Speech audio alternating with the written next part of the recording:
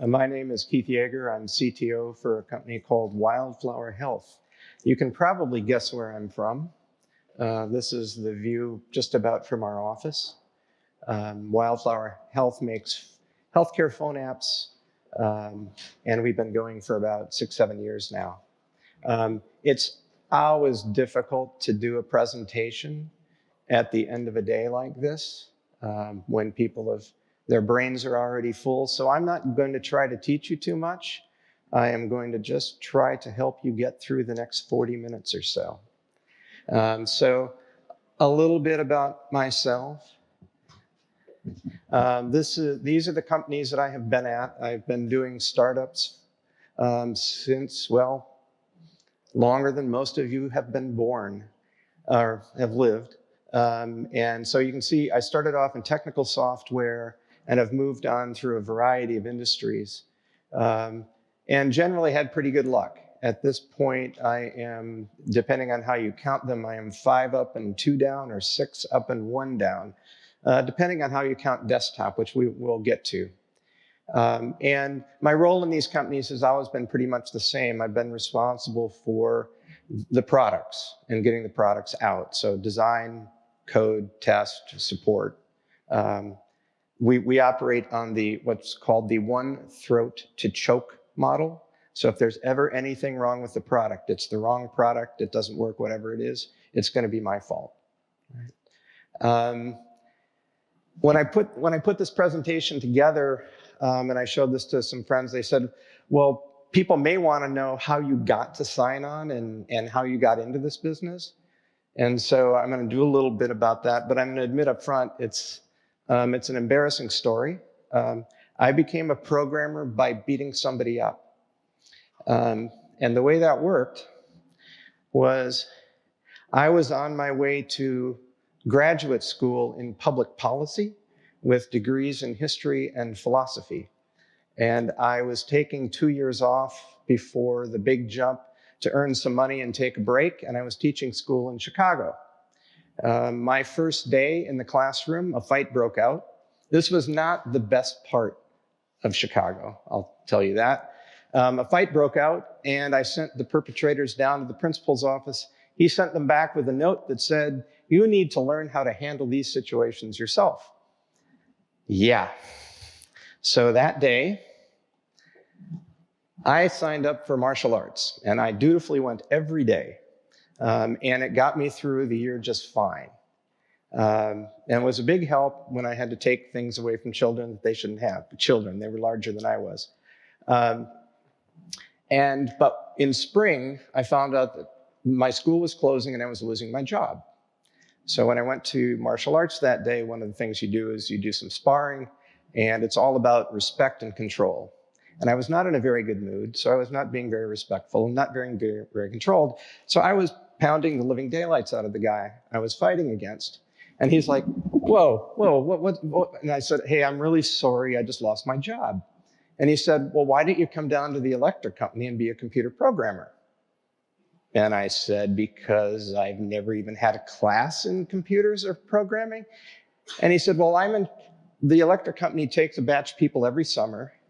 There are usually engineering graduates. They'll take a chance on a couple other people if you pass an aptitude test. So I went down, took the test, got the job at the electric company, and go, well, this is a better way to kill a year than taking weapons away from kids. But after a few weeks on the job of programming, all thoughts of 5 years of college, again, just went away. And so from there, I started programming. I moved to Seattle, and I was a customer of Sign-On. Sign-On was a British company that did development tools. And when they opened up in the US, they recruited me to help open up their US operations. Eventually, the founder of the company and my mentor moved everything to San Francisco, retired to the board, and then I took over. So that's how I got into the business. Probably not the way most of you did, hopefully. Right. So that's how I got here. I think to talk about startups, the place I always like to start is with venture capitalists. They're very interesting people. How many people have dealt directly with venture capitalists in this room? No wonder it's such a happy-looking group. So the way it works is venture capitalists are people that know lots of rich people, right? And so they run around and they gather money. In our business, a lot of it comes from Hollywood, various industrialists. So they schmooze, they drink, they get money, and they put it into a fund. And then that fund will be used to give money to a number of startups, right? With the hope that some of them will be successful. So in my picture, I've got the fund being handed out to a variety of companies there. Now, most of this is still being carried out of the US, but it's changing. 30 years ago, probably 90 to 95% of the money going into software venture capital was in the United States. As serious software has moved all over the world, there's more and more venture capital that's following the developers around. So probably the biggest growth markets right now in terms of percentage are India and China, not surprisingly. But there are now venture capitalists almost everywhere. In the United States, it actually hasn't changed much. It's still almost all in San Francisco. It's half in San Francisco. And all the big time VCs, there's actually one exit off the freeway. You can go throw a rock and hit most of them. It's called Sand Hill Road, if you ever hear that. Now, when they raise their funds, they'll usually raise the funds for a specific purpose. It's part of their sales pitch. So they may be a fund that does healthcare or banking or technical tools, right? So they'll have some purported expertise among the venture capitalists in that particular area. The other thing is that the funds will be targeted at a stage. Now, if you have a great idea and the venture capitalists are going to give you money to help you get your business going, your software business going, they're not going to give it to you all at once. They're going to give you a little bit and then make you earn the next little bit. And that happens in stages. So when you're starting off, it's called seed stage, and you generally try to find what are called angel investors. These are private individuals with money who will usually have experience in the business and will help you with putting your presentations together to attract VCs, help you build prototypes, give you just a little money to help you get off the ground, to try to sell your ideas to a real venture capital firm. And then they're called A round, B round, C round is usually where things end, though some companies, big successful companies may go on and do D and E. And so you'll get your A round, you'll use all that money, and then hopefully you'll attract the next set of investors to do a B round and so on and so forth. This means that you are constantly out trying to raise money from venture capitalists. So the one thing that's good to partner with if you're more technical is to find somebody who can put up with that. At Wildflower, we've been going at this. My boss, Leah, started 7 years ago. We got our C round last year in our 6th year, which is pretty much right on course. So every couple of years, more presentations, another success, hopefully, right? And you keep moving up. Now, the mezzanine level is for going public. Very, very few companies do that. I don't know what the statistics are, but my guess is 95% will get bought before they ever go public. And that will be true for us too. We're not big enough and in a large enough space to go public. Somebody will come in and buy us. So as you're doing this and you're getting going and you're like, okay, I want to get started at this, first thing you need to do is be prepared for rejection. The statistics on this, 1.5% of the companies who are at seed stage, meaning that they have ideas that they want to start with, actually get money from angels or VCs. Most people are starting with money from their parents, maxing out their credit cards, so on and so on and so forth. And it also means that the VCs are hearing dozens, if not hundreds of presentations. And you may have to talk to many, many, many, many people before you find somebody you connect to. You have to have a very tough exterior and be able to take that kind of constant rejection. The other thing that you need to do is remember that good technology, good software is not enough to sell your idea to a venture capital. You have to be telling a story. Just like VCs are just like regular people. Stories connect to people, facts don't. And VCs in particular have a particular story they like. They like a story with a rainbow that ends in a pot of gold, right? Most other stories they don't care too much about. And the things that they look for in trying to decide if your story is going to hit that pot of gold is how many people could you be selling this to? Is it unique? And do you have the talent in order to pull this off, right? And they will throw you, they're looking for reasons to go on to the next one, so you have to hit all these hard at just the right time. The other thing about this you have to understand is that VCs are always looking for you to fail. The statistics, here's some I put up here. It's a hard thing to measure, and if you go do a search, you'll find all different kinds of measurements for this.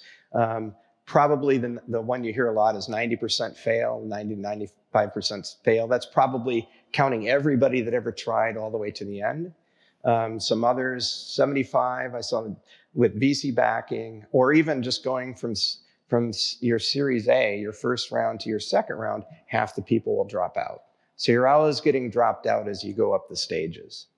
So that means that VCs, especially the early stage VCs, are looking, they've got a whole portfolio of companies that they've put money from their fund into, and they're quickly trying to decide which of these are going to fail. They want to see people fail fast so that they can lavish their wonderful attention on to the one or two that they think might actually have a chance to go on from there. All right, so they're going to be looking over your shoulder. Have you failed yet? Have you failed yet? Have you failed yet? Right? So you have to be prepared for that. A couple of stories.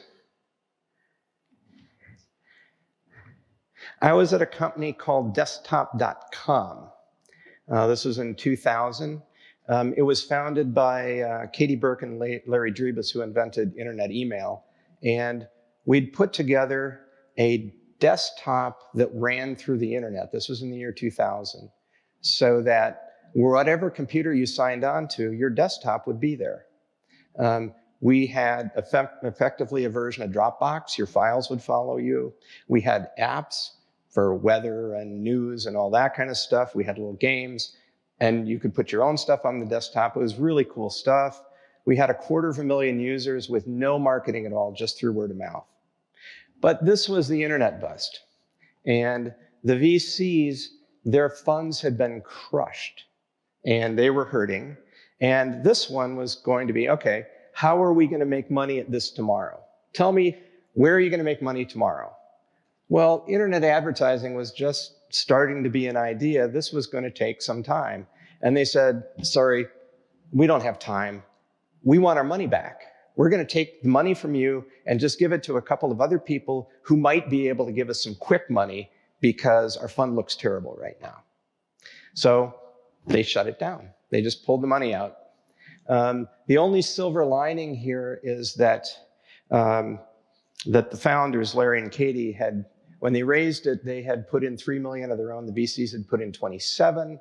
When they shut it down, there was 24 in the bank. They split it. So Katie and Larry quadrupled their investment, even though the thing got shut down. So I'm not sure whether you count that as success or not for them. They were heartbroken, because imagine if the VCs had stuck with this. Imagine if this had been bought by Microsoft or Google or one. This would be built into the browser today, right? And I probably wouldn't be standing here. So you never know what's going to happen. Another one, I guess I titled this one a little more diabolical. Sequoia was our main VC. I was with a company called Sawyer Media. We were doing the first video portals, and we were shooting production video, and then we also had tools for putting websites together that would manage the videos and allow them to chain together into stories and all kinds of interesting stuff. It was a little early. This is the very beginning, it's 2001. Internet was just starting to get into videos, so we were a little early. Our main customer was Cisco, who makes all the gear to drive the internet. So they wanted this showing so that they could sell more gear. But we were too early, so we ran out of money. Now, Cisco could have bought us for cheap. However, Sequoia was a main investor in Cisco, and it was cheaper to shut us down.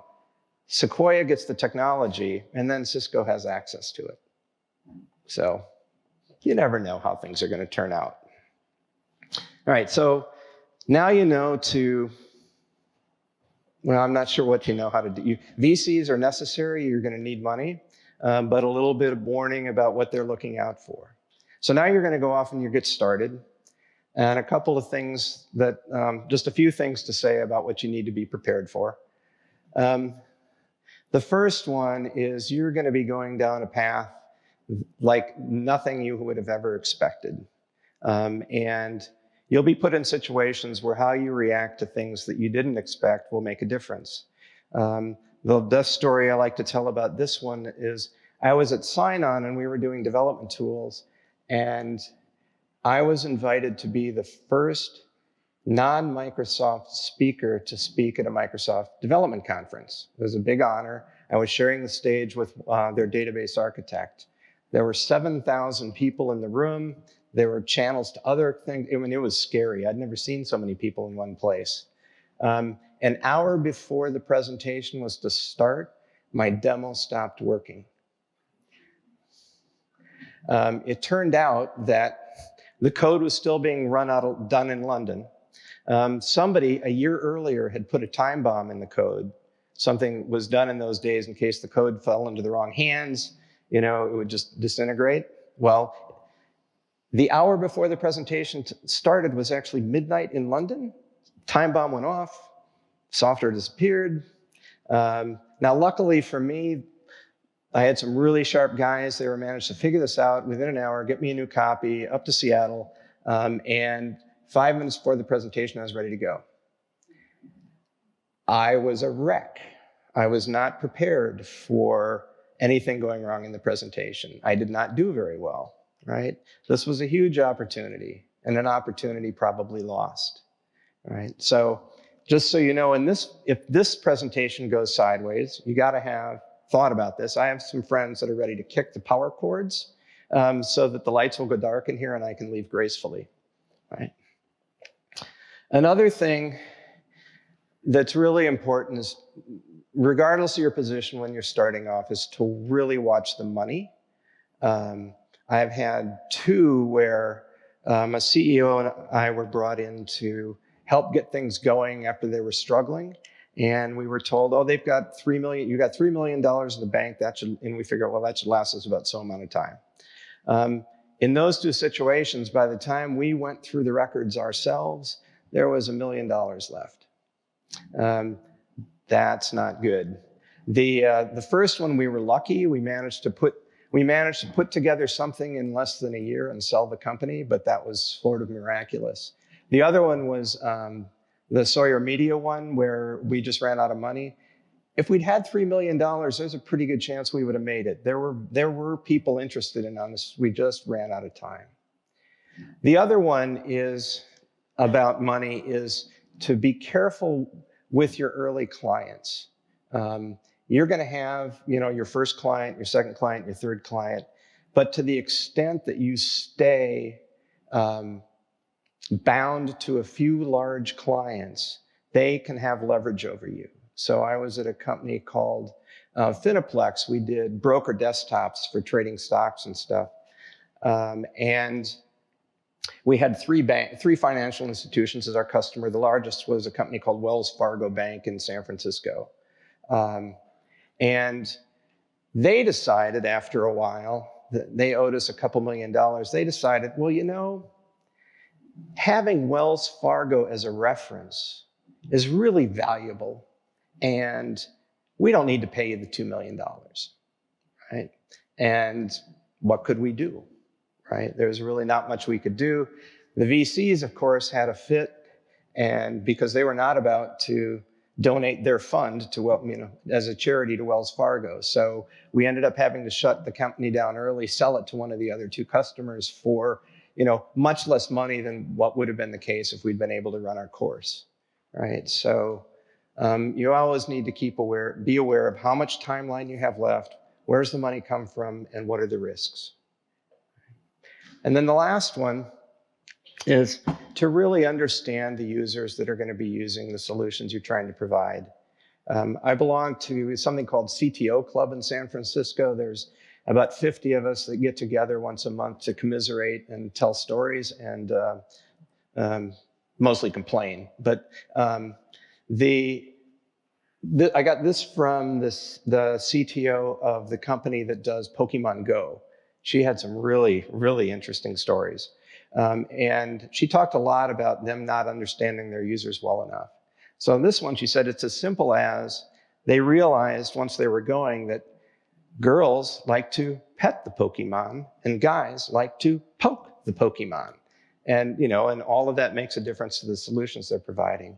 And she told a good story about the Xbox development. So when they were building the Xbox at Microsoft, they built it in Seattle, all guys, right? And the controllers were built for them. And so when they tried to sell them in Japan and to women who had smaller hands, they didn't do very well, right? So then we'd better start to go think about, all the people that are going to use our solutions, what's going to be important to them, how do they interact with our products? So just a couple things for you to think about. So now you've thought about those things and you're on your way, right? So you've got something together and you're starting to grow your business and expand your team. And this is where I hear a lot at CTO Club. So the stereotype is that, startups are done by 3 people in a garage. And that's pretty much true. You're starting off with just a couple of people and who knows where you're working. And it's almost universal. People will come to me and they go, but we were doing so well and then we hired these people and they seem to be good people, but things are not going well. And you get into this, and that you don't realize is, okay, when there were 3 people, the lines of communication between the 3 of you are pretty simple. You add just a few more people to the mix, and the lines of communication just expand exponentially. And that requires a different set of skills, a different set of thinking, and different ways of doing things. So on doing things, when I was at Sign-On and we were doing development tools, we supported a wide variety of methodologies. This was in the 90s. It was the golden age of methodologies. You had data-driven methodologies and prototyping methodologies and object-oriented methodologies and several others. And so when I used to go around and talk to people about using our tools and the ways that different methodologies would fit in, somebody would always say, well, which one's best? And of course I would go, whichever one you're using is best. Our tools will support it. But it's not a terribly satisfactory answer. I was always looking for something because, of course, you ask any one of the vendors of the various methodologies and they'll explain to you why theirs is better, but there's no proof, right? It's very difficult to prove. But I found one study done by IBM Global Services for all their consulting projects around the world. And because they were rigorous, they had all this data for thousands of projects. And they ran all the analysis on it. And you know what they found out? They couldn't find a methodology that made any difference. The one thing they found out made a difference in the success of these projects? How close people sat together. Now, you step back and you think, no, that's really weird, but you step back and you think about it. That's, this is before the days of Slack and, multi-site development teams. It's all about communication. And the teams that were more effective at communicating generally did better. right? Okay. So I found that to be very interesting, and that one has lived with me for a long time. Other thing that's going to be going on is that you're going to be trying to hopefully do things that nobody's done before. It's going to be unique. Most methodologies are set up to provide predictable results following a path that is pretty well worn, right? So we're building these screens, we're doing phone app, whatever it is, right? We've got methodologies that will guide us through that in a way that has been successful for others. Well, you're in a situation where you don't know where you're going. So what we talk about and what we follow is something that I call a risk management methodology, where we start off and we try to think about, we know we want to get somewhere. From where we are today, what are the few things we can do that will most reduce the risk of us not getting to the right outcome? So we're not trying to think about efficiency. We're not trying to think about anything else. We're just trying to reduce risk. We divide it up into what I call thread teams. Each of them tries to solve a problem. As you find answers and you peel the onion away, you open up new threads, and slowly you work your way towards the middle, where at the end, hopefully you're following some paths that are more predictable, and you can help the business know what they can expect from you. And you know if you can really get to where you want to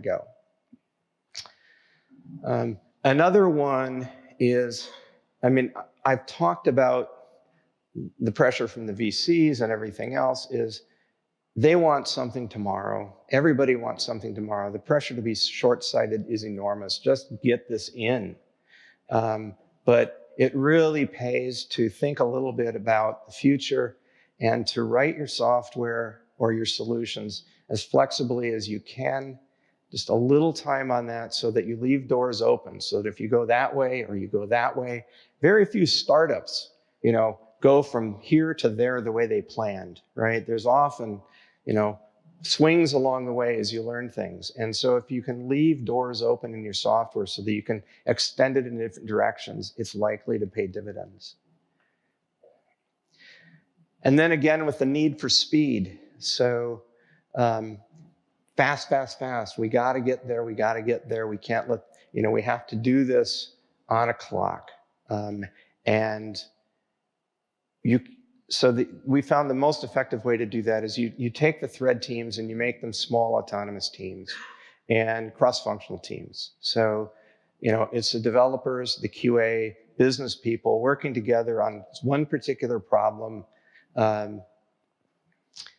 from the beginning, right? So it's not the case that, people are figuring stuff out and then it goes to design and then it goes to spec and goes to coding.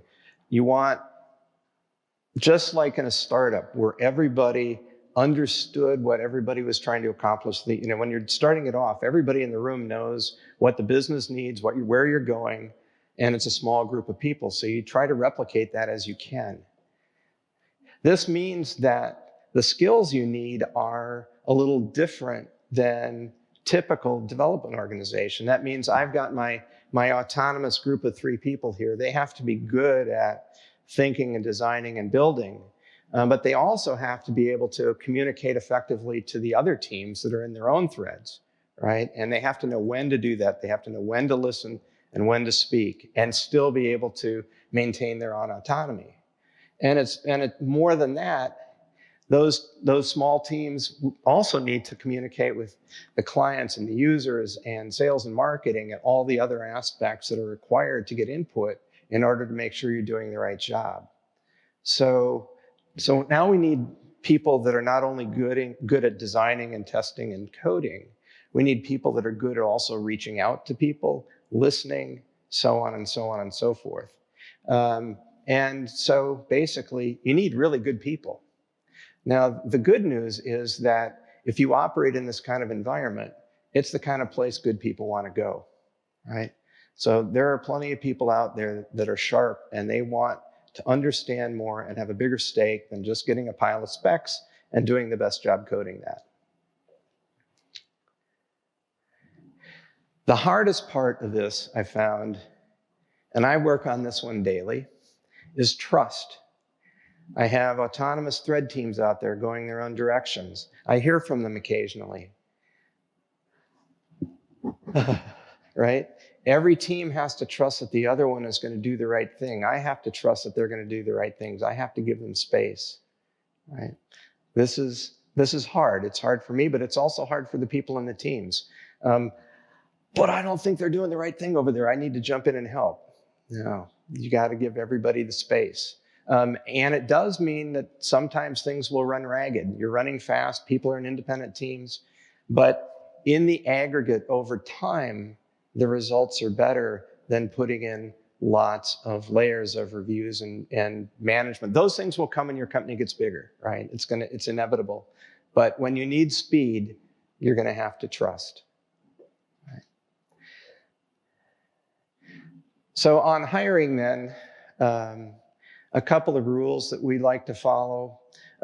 We look for talent over experience. You're doing things that haven't been done before. You may be going in a different direction tomorrow than you realize today. People have to be adaptable. So you're better off with sharp, adaptable people than people with specific kinds of technical experience. And also, as we've talked about, teamwork becomes as important or more important than even specific technical skills. So with that, what does it take to do great software from a startup perspective? So I've got the individual attributes up there. I'm going to focus on the last one, fun to be around. You're in a high pressure environment, you're doing things quickly, you have to trust others. It's going to occupy a large part of your life. If you're doing this with people that you enjoy being around, nothing is better in the world. If you're doing it with people that are just there, it's much, much more difficult. And then on the other side, what kind of organizational attributes do you have to have? And in today's world of distributed, offshore development and different development teams, what kind of organization is going to have the kind of people that are going to be effective in this environment? And I will here just talk about emphasis on training and a little long-term perspective. So, for us, we use a team here in Minsk. I've had development teams, around the world at various points in time. A lot of companies with developers are looking to make the most money they can. So they maximize billing, right? The good organizations are the ones that will keep reinvesting in their people, right? In training, skills, mentoring, so on and so on and so forth. So look for people that, organizations you can work with that have that kind of long-term perspective. And I'm just about to the end here. The last bit of advice I will give you is people go, well, wow, maybe 6 up, 1 down, that's pretty good. How did you do this? And I did it by following great people. I realized very early on when people were offering me jobs that I couldn't distinguish what was going to be a successful startup from an unsuccessful startup, because all I could tell was who was giving me the best pitch, which doesn't mean that it's going to be the best place to be. And so I retreated to just only working for CEOs that were recommended to me, who I had some kind of relationship and I knew they were very good. And that's why I have had as much fun as I've had over the years and have been able to participate in some success and not just, the heartbreaks that come with the business as well. So I just want to close with some pictures of people that have made a great deal of difference to me. Starting in the upper left, that's the great Simon Williams, probably one of the best software minds to ever come out of England, all the way around to the lower, where that's the fabulous Leah Sparks, who I work with now at wherever I work. At this point, I'm finished. Are there any questions? Thanks.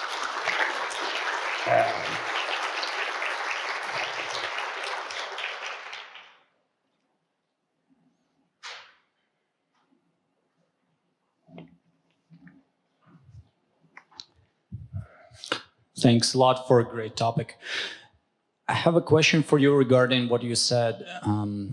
What drives people in US to do startups?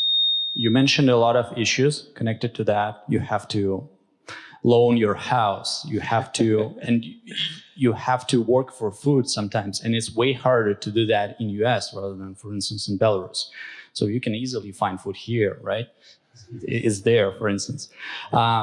What do you think is the best driver in US to do startups, and with this sort of amount of effort you have to put in the start? It's generally not money.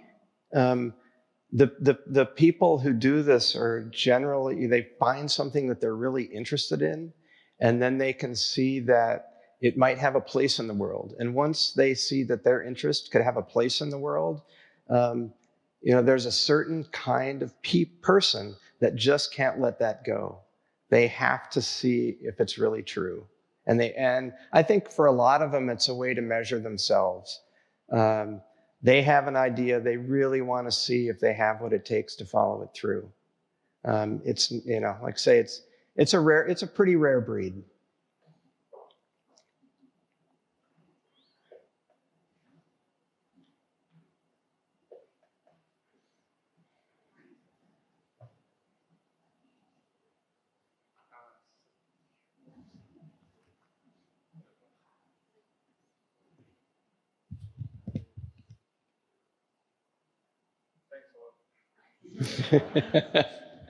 Thanks a lot for your great presentation and speech. And my question is about advices. And one of the main advices that is given to startups here in Belarus is not be local and think global. And how can you explain what does it mean, think global and be global? When they talk about thinking global, going back to the pot of gold that your investors will want to see, they want to know that what you're doing is going to reach enough people to be a viable business. Something that has global reach obviously has more opportunity to be successful. It's a harder path, right? You open yourself up to, you have to get distributors, you have to think about, different requirements around the world. So it's a big decision. At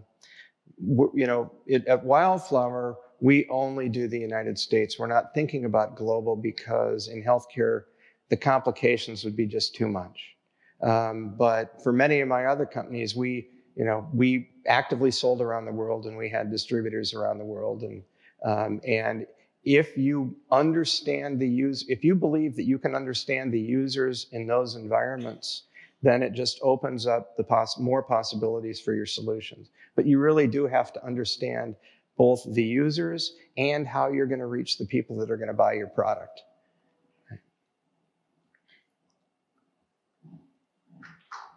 Okay.